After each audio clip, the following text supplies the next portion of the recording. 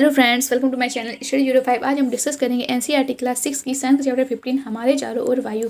ये चैप्टर वायु के बारे में है। तो स्टार्ट करते हैं आज का अपना वीडियो। चलिए समझते हैं कि आखिर वायु है क्या। तो वायु हमारे चारों ओर होती है, इसे हम देख नहीं सकते लेकिन महसूस कर सकते हैं। हवा के बारे में हम महसूस तभी कर पाते हैं जब हम उसके अंदर मूवमेंट दिखाई देते हैं। हम मूवमेंट्स को फील करते हैं लेकिन देख नहीं सकते हैं। जैसे कि फिरकी दिखाई गई है, जैसे कि ये एक इंस्ट्रूमेंट है जिसे हम लोग फिरकी कहते हैं। तेज हवा जब चलती है तो जब उसको लेकर दौड़ते हैं तो उसी डायरेक्शन में वह मूव करती है। जैसे कि एक नेक्स्ट इंस्ट्रूमेंट ये वात सूचक, जिसके द्वारा हमें हवा की डायरेक्शन का पता चलता है, जिससे हमें हवा की डायरेक्शन की जानकारी होती है। जिस दिशा में हवा चल रही होती है, हवा जितनी तेज चलेगी वह वाला इंस्ट्रूमेंट मूव करेगा, जिससे हमें हवा की डायरेक्शन का पता किया जाता था। जैसे फिरकी चलती है और वात सूचक हमें हवा की डायरेक्शन को बताता है। तो हवा को हम देख नहीं सकते लेकिन फील कर सकते हैं। नेक्स्ट है हमारा, क्या वायु हमारे चारों ओर हर जगह उपस्थित है। जैसा कि हम सभी जानते हैं कि वायु हमारे सभी जगह चारों ओर उपस्थित होती है। तो इस एक्टिविटी से हम ये जानेंगे कि वायु हमारे चारों ओर सभी जगह उपस्थित है।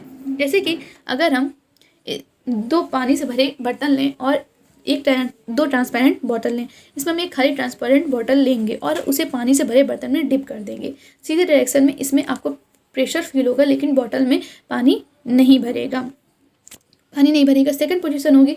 अब दूसरी सिचुएशन में जब हम बोतल को हल्का टिल्ट कर देंगे तो देखेंगे कि पानी बोतल के अंदर भरने लगता है और पानी में बुलबुले दिखाई देने लगते हैं। बबल्स हमें बताते हैं कि बोतल के अंदर एयर है। इस एक्सपेरिमेंट का पर्पज ये है कि जो बोतल हमें खाली दिख रही थी वास्तव में खाली नहीं थी, उसके अंदर एयर थी। बोतल के अंदर जो स्थान घेरे हुई थी, हवा हर जगह होती है। जैसे जितनी भी चीज़ें हैं अर्थ में दिखाई देती हैं, जैसे कटोरी, ग्लास, बोतल दिख रही है, उन सभी में हवा होती है। वह उसका स्थान जो होता है वह हवा के द्वारा घेरे हुए होता है। जो हमें खाली दिखाई देती है वह एक्चुअल में खाली नहीं होती है। उसके अंदर आखिर है क्या? उसके अंदर हवा होती है।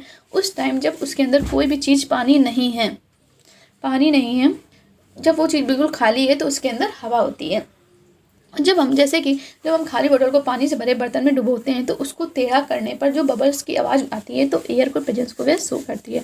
टेढ़ा करने पर हमें हवा बाहर निकलने लगती है और पानी अंदर भर जाता है। तो अब हम बात करेंगे कि हवा हमारे चारों जो दिखाई दे रही है वह कैसे बनी है। जैसे कि वायु किससे बनी है। तो वायु हमारी oxygen, carbon dioxide gas, nitrogen, जलवाष्प और आदि गैसों से बनी है। जैसे कि ऑक्सीजन, ऑक्सीजन जो है, ऑक्सीजन हमारे सर्वाइव करने के लिए बहुत ही आवश्यक होती है। ह्यूमन बींग्स के सर्वाइव करने के लिए बहुत ही आवश्यक, जिसके द्वारा हम सांस लेते हैं। यदि हमारे इस एयर के मिक्सचर से ऑक्सीजन को निकाल दिया जाए तो क्या हम सांस ले पाएंगे। जैसे कि अगर ऑक्सीजन के मिश्रण को मान लीजिए कि अगर हम ऑक्सीजन को निकाल दें इस मिक्सचर से तो हम सांस ले पाएंगे। अगर ऑक्सीजन मिश्रण को निकाल दीजिए तो हम सांस नहीं ले पाएंगे। ह्यूमन बींग के सर्वाइव करने के लिए ऑक्सीजन बहुत ही जरूरी है। इस एक्टिविटी में हम हवा में ऑक्सीजन के प्रेजेंस के बारे में जानेंगे। जैसे कि ये मोमबत्ती बर्निंग कैंडल दिखाई गई है। जब मोमबत्ती को एक बर्तन में रखते हैं और उसमें कुछ पानी डाल देते हैं और दो अलग अलग साइजेस के ग्लासेज को उल्टा करके रख देते हैं तो छोटे वाले ग्लास जो होती है कि मोमबत्ती बड़े वाले ग्लास से पहले बुझ जाती है और जलने की क्रिया केवल ऑक्सीजन की उपस्थिति में होती है। जब ग्लास में उपस्थित ऑक्सीजन का वह प्रयोग कर लेती है तब वह बुझ जाती है, क्योंकि ऑक्सीजन खत्म हो जाती है और ग्लास में अब केवल नाइट्रोजन, आर्गन और CO2 जैसी गैसें होती हैं तथा पानी ऊपर चढ़ जाता। जब ग्लासों की ऑक्सीजन गैस खत्म हो जाती है, जब वो ऑक्सीजन गैस का अपने जलने में यूज कर लेती हैं तो वह बुझ जाती है, क्योंकि ज्वलन क्रिया होती है वह ऑक्सीजन की उपस्थिति में ही होती है। तो इस एक्सपेरिमेंट से हमने ये जाना कि वायु में एक ऑक्सीजन का भी एक अवयव होता है जिसके द्वारा कैंडल जल रही होती है। नेक्स्ट है हमारा नाइट्रोजन। नाइट्रोजन जो होता है जो कैंडल के जलने में सहायक नहीं होती है। नाइट्रोजन हमारी वायु का 78% भाग है, जो वायु का 4/5वां भाग है। यदि हम नाइट्रोजन से भरे चैम्बर में कैंडल जलाएं तो वह नहीं जलेगी। नेक्स्ट है हमारा कार्बन डाइऑक्साइड गैस। ये भी एक इम्पॉर्टेंट गैस है। कार्बन डाइऑक्साइड गैस जो कि 1% होती है वायु में। CO2 से हमें सफोकेशन, घुटन महसूस होती है। हमारे चारों ओर की वायु का एक छोटा अवयव CO2 होता है जो लगातार किसी वस्तु के जलने के कारण होता है। पादप तथा जंतु ऑक्सीजन का उपयोग करते हैं और कार्बन डाइऑक्साइड गैस बनाते हैं। जैसे कि जब हम सांस लेते हैं तो हम कार्बन डाइऑक्साइड छोड़ते हैं और ऑक्सीजन को लेते हैं। इसके द्वारा भी कार्बन डाइऑक्साइड बहुत मात्रा में प्रोड्यूस होती है। नेक्स्ट हमारा धूल तथा धुआं। ईंधन तथा पदार्थों के जलने से धुआं भी उत्पन्न होता है। धुएं में कुछ गैसें और सूक्ष्म धूलकण होते हैं जो प्रायः हानिकारक होते हैं। इस कारण आप कारखानों में लंबी चिमनियां देखते हैं। जैसे कि कारखानों में आपने लंबी चिमनियां देखी होगी, धूल और धुएं के कारण ही कारखानों में लंबी चिमनियां लगाई जाती है, जिसके कारण वह ऊपर आकाश में चली जाए, लेकिन वे नीचे हमारे नाक से दूर तो चली जाती हैं, लेकिन वे आकाश में जाकर पक्षियों के लिए बहुत ही हानिकारक होते हैं जो वो इसके नज़दीक ले जाती हैं। वायु में धूल कण सदैव उपस्थित रहते हैं। जैसे कि क्रियाकलाप 4 में बताया गया है कि जैसे कि अगर हम आपको ये डस्ट पार्टिकल देखने हैं तो आप किसी अंधेरे कमरे में जाइए और खिड़की खोलिए तो सूरज की रोशनी की वजह से हम डस्ट पार्टिकल दिखाई देंगे। जो ये डस्ट पार्टिकल हैं जब एयर में ज़्यादा हो जाते हैं तो उसे हम एयर पोल्यूशन कहते हैं।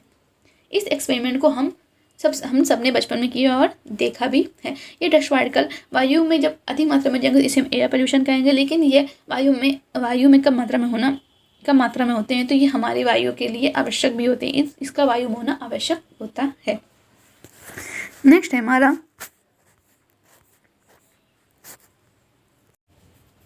जैसे कि इसमें पाई चार्ट दिखाया गया है कि कितने % क्या होता है हवा में। जैसे कि 78% नाइट्रोजन होती है, 21% ऑक्सीजन होती है और 1% में कार्बन डाइऑक्साइड गैसें, जलवाष्प और दूसरी गैसें होती हैं।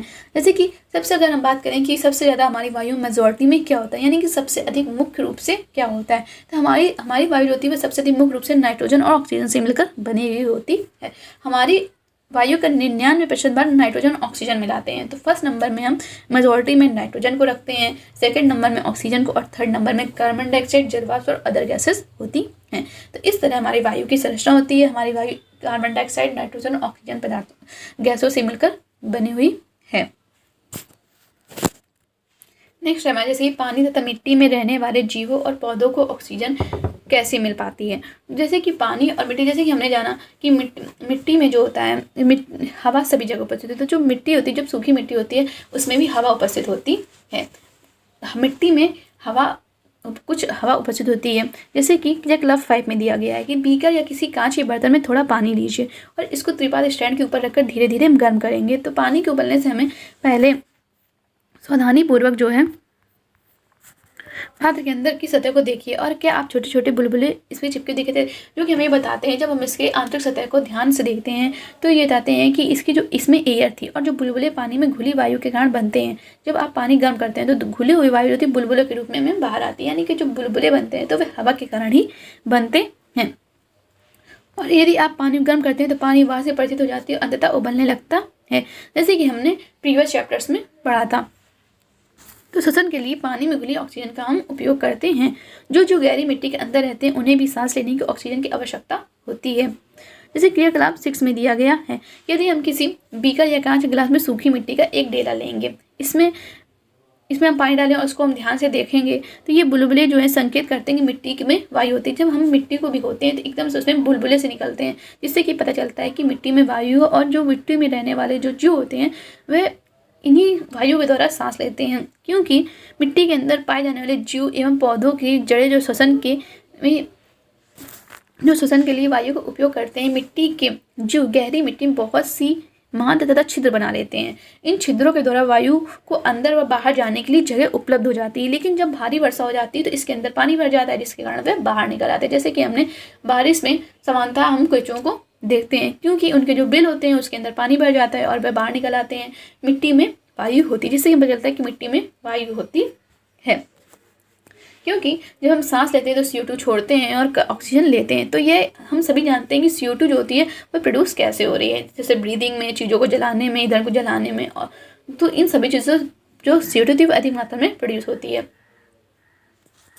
जो हम जैसे कि वह जो CO2 को प्रोड्यूस करने में बहुत ही बड़ा रोल प्ले करते हैं, जैसे कि जो हम लोग श्वसन क्रिया करते हैं। नेक्स्ट हमारा कि वायुमंडल में ऑक्सीजन कैसे प्रस्थापित होती है।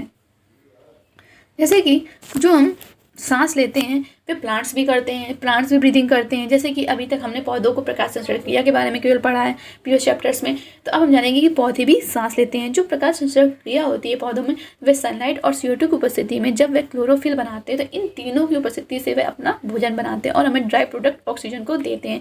यानी कि जब वह ऑक्सीजन को प्रोड्यूस कर वह हमें डे टाइम में ऑक्सीजन को प्रोवाइड करते हैं और नाइट में ऑक्सीजन के द्वारा वह सांस लेते हैं। यानी कि देखो, वह एक जीवधारी हैं, वह उस रात में सूरज की रोशनी नहीं होगी तो वह सांस तो लेंगे, क्योंकि वह दिन भर तो खाना बनाते नहीं, तो इसलिए वह भी सांस लेते हैं। जब नाइट में ऑक्सीजन के द्वारा वह सांस लेते हैं, परंतु इसका जो अमाउंट होता है बहुत ही कम होता है, क्योंकि पौधे भी जब सांस लेंगे तो कार्बन डाइऑक्साइड को छोड़ेंगे, लेकिन जिस अमाउंट में वह ऑक्सीजन को देते हैं तो उस अमाउंट की अपेक्षा वह बहुत ही कम कार्बन डाइऑक्साइड को छोड़ते हैं। इसलिए अल्टीमेटली हम यह बोलते हैं कि प्लांट्स हमें ऑक्सीजन देते हैं, और इसलिए रात में हम पेड़ों के नीचे नहीं रहना चाहिए, क्योंकि रात में जो पेड़ होते हैं वे श्वसन किया करते हैं और कार्बन डाइऑक्साइड गैस छोड़ते हैं। इसलिए सभी लोग कहते हैं कि रात में हमें पेड़ों के नीचे नहीं रहना चाहिए, जो कि हमारे लिए हार्मफुल हो सकता है, क्योंकि सभी जीवधारी जो होते हैं वे सांस लेने में कार्बन डाइऑक्साइड छोड़ते हैं, लेकिन प्लांट्स जो हैं वो ही केवल सिर्फ ऑक्सीजन प्रोड्यूस करते हैं।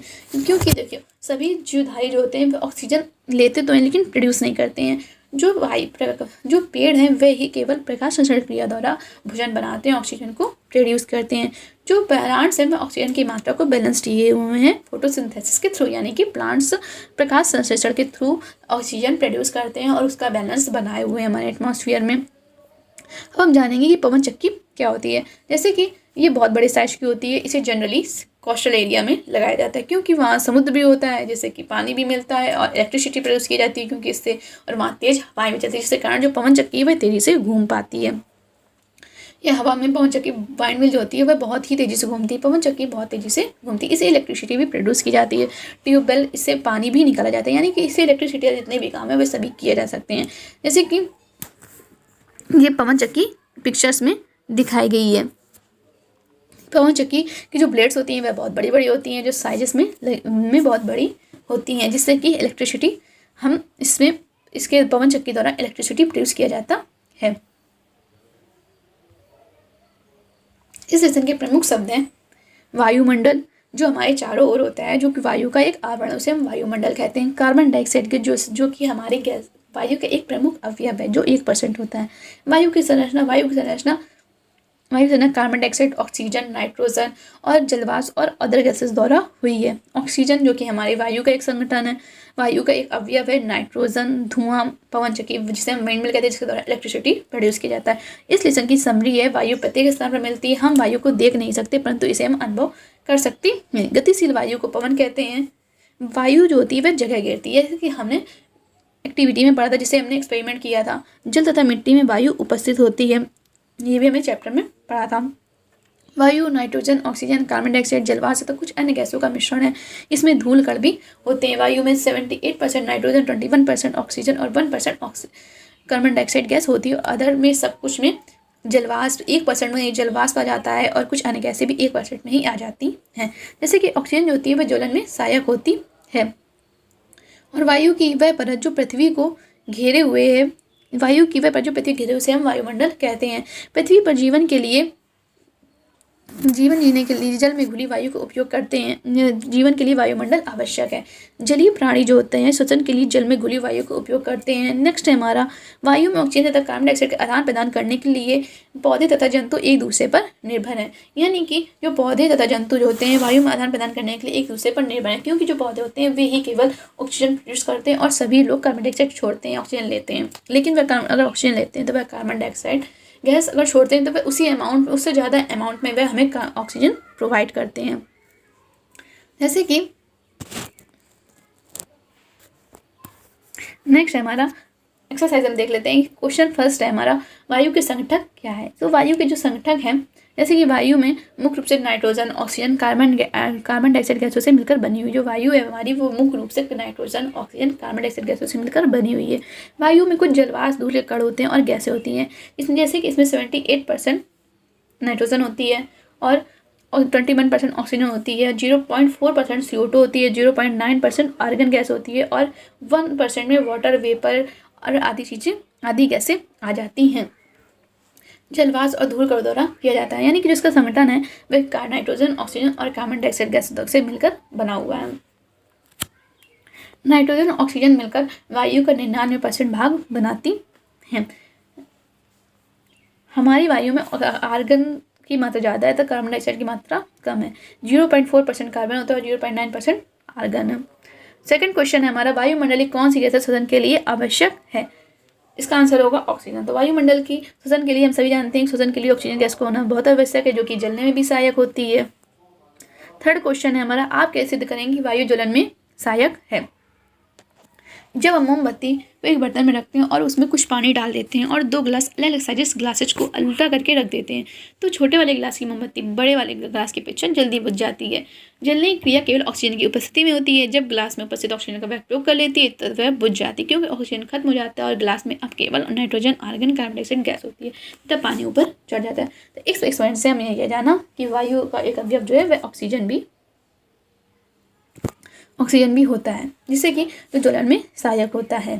तो इस एक्सपेरिमेंट में ऑक्सीजन जो होती है वह जलने में भी सहायक होती है। फोर्थ नंबर है, आप ये कैसे दिखाएंगे कि वायु जल में घुली हुई है? तो वायु है वह जल में घुली हुई है। जैसे कि कांच के बर्तन में या बीकर में हम थोड़ा पानी ले रहे हैं और इसे स्टैंड पर रखकर धीरे धीरे गर्म करें, तो बर्तन के आंतरिक सतह पर ध्यान से देखते हैं कि छोटे छोटे से बुलबुले टाइप के दिखाई देते हैं, सतह से ऊपर उठने लगते हैं धीरे धीरे करके। ये बुलबुले पानी में घुली हवा के कारण बनते हैं। सेकंड हमारा, रुई का ढेर जल में क्यों सिकुड़ जाता है? रुई में हवा पर्याप्त मात्रा में उपस्थित होती है, क्योंकि जल में डूबने पर हवा का जो मैक्सिमम स्थान जो होता है, क्योंकि जो हवा जो होती है वह सभी जगह होती है, रुई में उसका कुछ स्पेस ली होती है। जब हम हवा पानी में उसको डुबोते हैं तो जो हवा होती है वह निकल जाती है और पानी उसका स्थान ले लेता है। पानी कण में सिकुड़ जाती है और हवा पानी स्थान द्वारा ले लिया जाता है और इसलिए यह सिकुड़ जाती है। नेक्स्ट है हमारा 6 नंबर, पृथ्वी के चारों ओर की वायु की परत क्या कहते हैं? उसको मतलब डैश क्या कहते हैं? पृथ्वी के चारों ओर की वायु की परत को हम वायुमंडल कहते हैं, जो कि हमारे चारों ओर उपस्थित होता है।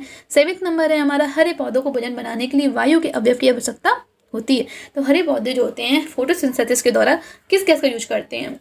हरे पौधे फोटोसिंथेसिस में यानी प्रकाश संश्लेषण क्रिया, जब वे ऑक्सीजन प्रोड्यूस करते हैं, भोजन जब अपना बनाते हैं तो वे ऑक्सीजन प्रोड्यूस करते हैं, तो वे उस क्रिया में कार्बन डाइऑक्साइड गैस का यूज करते हैं। तो हरे पौधों को भोजन बनाने के लिए वायु के अवयव कार्बन डाइऑक्साइड गैस की आवश्यकता होती है। 5 क्रियाकलापों की सूची बनाइए जो वायु की उपस्थिति के कारण संभव है। तो 8 नंबर, जैसे कि 8 में है 5 क्रियाकलाप की सूची बनाइए जो वायु की उपस्थिति के कारण संभव है, तो हमारा आंसर होगा फर्स्ट ब्रीथिंग में ब्रीथिंग जरूरी, ब्रीथिंग होती है वायु कारण। प्रकाश संश्लेषण फोटोसिंथेसिस की क्रिया वायु की उपस्थिति के कारण ही संभव होती है। वायु का यूज करके विंड मिल पवन चक्की द्वारा इलेक्ट्रिसिटी प्रोड्यूस की जाती है। वायु ईंधन और पदार्थों को जलाने में मदद करती है। वायु पौधों के बीजों और परागों को प्रक्रिया में मदद करती है, यानी पौधों के बीजों को एक स्थान दूसरे स्थान ले जाती है। केवल वायु ही है जो ये काम करती है, जो बीजों को एक स्थान से दूसरे स्थान तक उड़ा के ले जाती है। जैसे कि आपने देखा होगा कि बीज होते हैं तो वह एक स्थान दूसरे स्थान तक उड़ के चले जाते हैं, तो ये वायु के द्वारा ही संभव होता है। 9th है हमारा, वायुमंडल में गैसों के आदान प्रदान करने में पौधे तथा जंतु एक दूसरे की क्रिया किस प्रकार सहायता करते हैं? जैसे पौधे और जानवर एक दूसरे पर निर्भर रहते हैं। जानवर सांस लेते हैं और जो पौधे सांस लेते हैं लेकिन जो कार्बन डाइऑक्साइड गैस निकालते हैं, लेकिन जो पौधे प्रोड्यूस करते हैं ऑक्सीजन, वे उसको सेवन करते हैं, लेकिन वे कार्बन डाइऑक्साइड गैस की मात्रा बहुत ही कम निकालते हैं, क्योंकि केवल पौधे ही ऑक्सीजन को प्रोड्यूस करते हैं और सभी लोग ऑक्सीजन लेते हैं, कार्बन डाइऑक्साइड छोड़ते हैं, जिससे कि पौधे तो वायुमंडल में गैसों के आदान प्रदान में पौधे तथा जंतु इस प्रकार से बैलेंस बनाए रहते हैं, क्योंकि पौधे जानवर एक दूसरे पर निर्भर रहते हैं। जानवर सांस लेते हैं जो पौधों से प्रोड्यूस ऑक्सीजन का सेवन करते हैं और वह कार्बन डाइऑक्साइड को छोड़ते हैं और ऑक्सीजन को लेते हैं। तो इस तरह से जो पौधे होते हैं वे प्रकाश संश्लेषण क्रिया द्वारा अपना भोजन बनाते हैं और ऑक्सीजन को प्रोड्यूस करते हैं। इस तरह से वायुमंडल में गैसों के आदान प्रदान के द्वारा पौधे तथा जंतु एक दूसरे पर बैलेंस बनाए रहते हैं। तो हमारा 15 चैप्टर कंप्लीट हुआ। तो कैसा लगा आपको ये वीडियो, मुझे कमेंट करके जरूर बताइए। कोई डाउट्स या क्यूरी हो तो कमेंट में जरूर लिखिए। अच्छा लगा हो तो शेयर करिए, लाइक करिए और सब्सक्राइब करिए। तो मिलते हैं नेक्स्ट वीडियो पे। Thank you so much for watching.